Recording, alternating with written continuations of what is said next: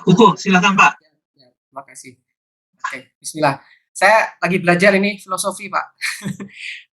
Dulu cerita ini, saya masalah logika itu dari dulu agak kurang gitu ya. Saya tentang deduksi, induksi agak nerawang gitu. Dulu matematika saya agak mata kuliah, mata pelajaran apa logika agak masalah. Jadi saya nggak masuk informatika, Pak. Maksudnya telekomunikasi. Tapi di telekomunikasi diajarin algoritma juga, jadi pusing sih bacanya. Baik. Gini, Pak, kalau kita ya, tadi kan ngomongnya ada probabilitas, jadi kalau kita menyatakan sesuatu, pasti ada probabilitas lain yang tidak gitu, terverifikasi bahasa seperti itu. Nah, kalau kita punya ini ya, hipotesis ya, antara misalnya teori, saya belajar A sama B gitu, saya sudah belajar tuh, bahwasanya dari teori atau dari riset A itu lebih baik gitu. Nah, saya berhipotesis A itu lebih baik, maka saya buktikan dan ujung-ujungnya pasti mengarah A lebih baik begitu.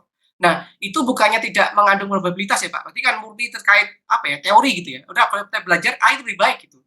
Itu ada probabilitasnya nggak? Gitu ya. Pertanyaan gitu kan nggak pakai probabilitas tuh. Nggak ada probabilitas bahwasanya kayak tadi ya, yang maaf yang matahari tadi kan ada probabilitas atau angsa lah kayak itu kayak yang angsa tadi kan gitu kan.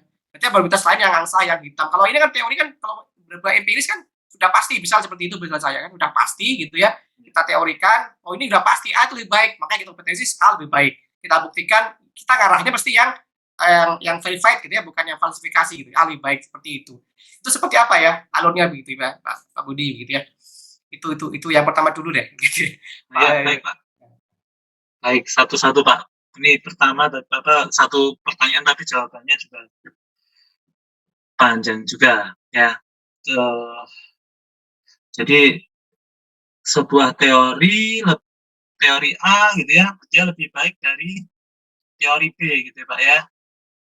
Nah, lebih baiknya itu tidak probabilitas menurut Pak Kukuh gitu ya. Teori B dia lebih baik tidak probabilitas, tapi tidak probabilitas gitu. Dari yang kita udah pelajari dia udah jelas seperti itu. Nah, itu bagaimana gitu ya. Nah, mungkin jadi gini Pak ya. Jadi misalkan kita bicara misal ambil contoh saja lah ya. Misalnya ada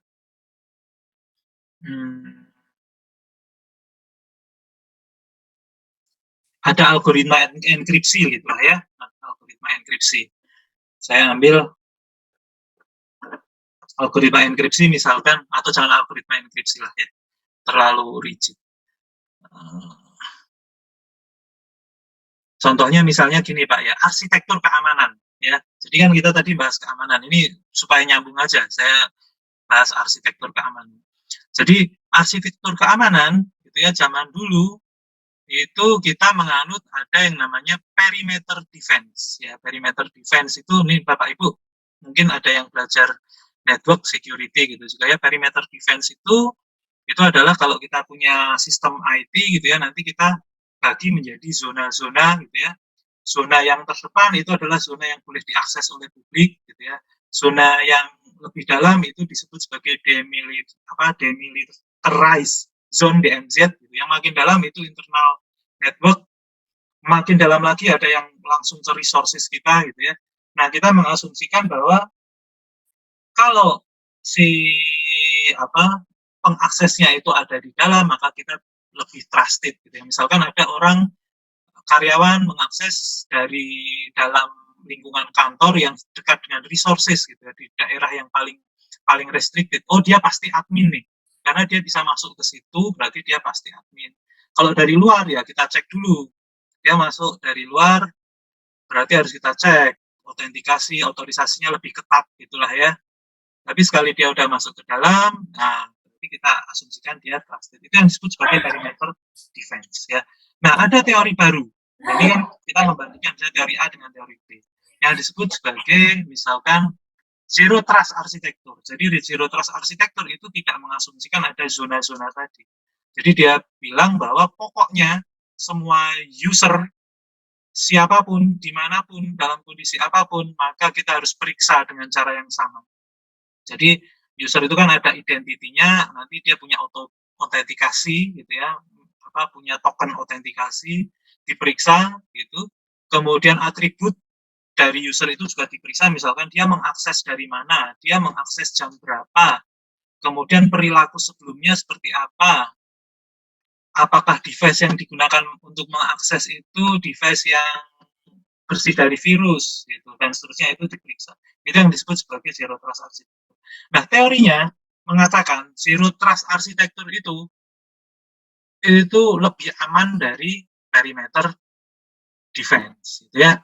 Nah, sebenarnya kalau ada dua teori ini, Pak ya, teori scientific empiris kan ini berarti ya, dinyatakan bahwa yang satu lebih bagus dari yang lain, itu mestinya dia punya punya apa ya, punya argumen logisnya. Jadi mengapa dia lebih aman gitu ya, ada argumen logisnya. Kemudian yang kedua, dia ada pembuktian empirisnya. Misalkan, oh ini metode ini Zero Trust Architecture itu sudah kita gunakan, misalkan di Google dia udah menggunakan dan relatif lebih aman daripada sebelumnya gitu ya, dan seterusnya ya.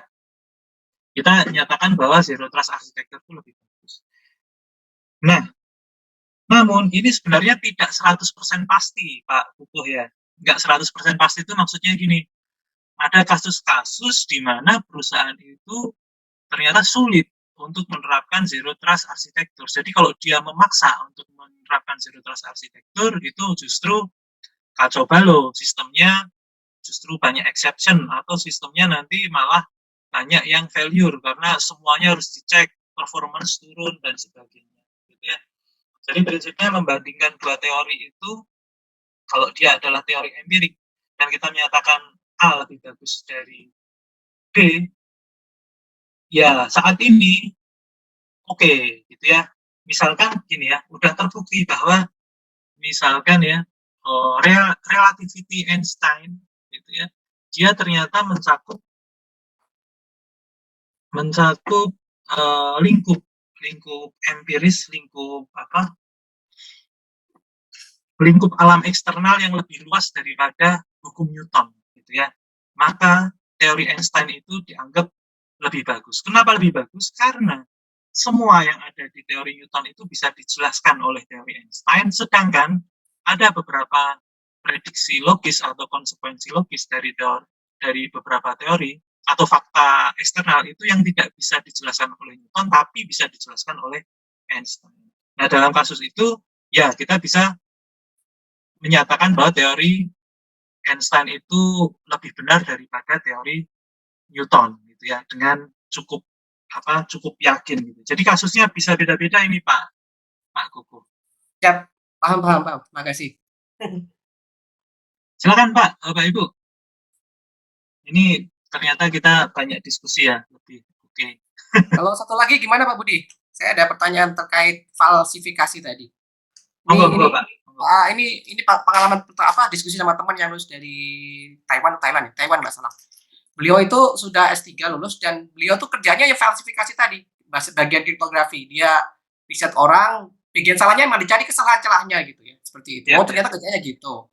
Kemudian bagaimana cara mengetesnya Pak? Ya udah saya nggak pernah mengujinya gitu. Kata mungkin saya salah tuh, intinya kayak kamu bisa mengujinya dan dia gimana caranya? Dari penelitian orang gitu. Bener nggak sih Pak begitu? Jadi kalau saya nguji gimana? Ya nggak pernah nguji, pokoknya saya turun-turun ini salah gitu ya. Gimana cara buktinya? Kan orang lain ada di kayak orang lain lah begitu. Begitu sih Pak. Tapi seperti itu, kemungkinan seperti itu. Mohon maaf kalau saya salah ya, saya nangkepnya mungkin. Mungkin itu sih Pak, itu gimana ya?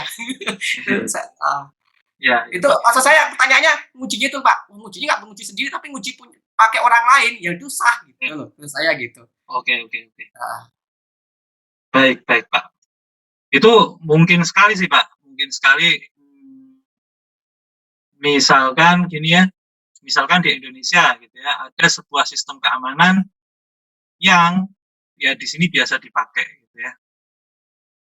Apa ya? Ya kita nggak usah spesifik lah ya, ada sebuah sistem entah kriptografi atau protokolnya atau sistem mobile banking gitu ya, keamanannya itu sistem itu udah biasa kita pakai.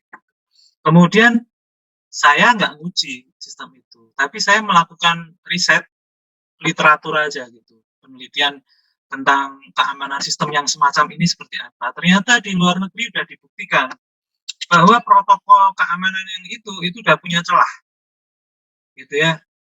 Nah, maka di sini saya tunjukkan, misalkan sistemnya tadi milik BCA gitu ya, saya kasih tahu ke BCA, BCA jangan pakai itu. Saya kan nggak nguji tuh. Itu udah jelas itu di sana. Ada yang bilang itu ada ada apa?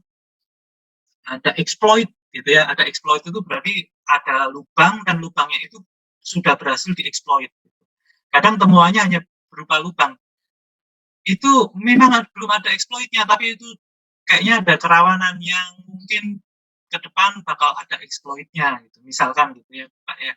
Jadi memang bisa Pak Kukuh itu seperti itu. Jadi dia membuktikan di area tertentu yang mungkin knowledge yang di situ belum nyampe ke literaturnya itu. Nah, dia menunjukkan ini nggak aman nih karena argumen ini, argumen ini.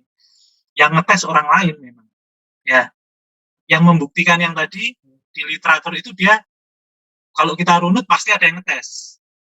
Ya, Ya, ya. Tapi saya sendiri nggak ngetes, saya cuma nunjukkan itu salah karena orang lain itu udah terbukti. Kira-kira gitu. Baik. Ya begitulah, berarti benar ya, ya, Bang Infak? Ya, bisa benar itu. Siap, makasih.